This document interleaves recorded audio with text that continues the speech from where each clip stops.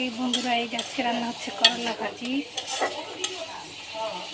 করলা ভাজি করছি চিংড়ি মাছ দিয়ে, আর হচ্ছে ইলিশ মাছ দিয়ে কাঁচকলা আর লেবু, এগুলো দিয়ে রান্না করছি। ইলিশ মাছ যে কোনো তরকারি হলে আমার খুব ভালো লাগে ইলিশ মাছ খাইতে। ইলিশ মাছ একটু তরকারি দিলে ইলিশ মাছের ঘ্রাণে খাওয়া যায়, তাতে কোনো সমস্যা হয় না। অন্য কোনো মাছ ঠিক আছে, অন্য কোনো মাছ হলে ঠিক আছে, কিন্তু ইলিশ মাছ দেওয়ার যে কোনো তরকারির শুধু ঝোলও ভালো লাগে।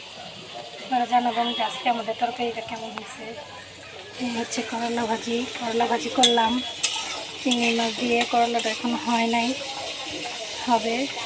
আজকে দুপুরে কে কী রান্না করলেন জানাবেন।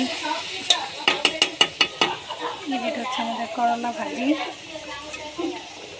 আর এটা হচ্ছে আমাদের ইলিশ মাছ রান্না। দেখেন কেমন হচ্ছে, জানাবেন। ইলিশ মাছ দিয়ে চাল কুমড়া রান্না হয়েছে।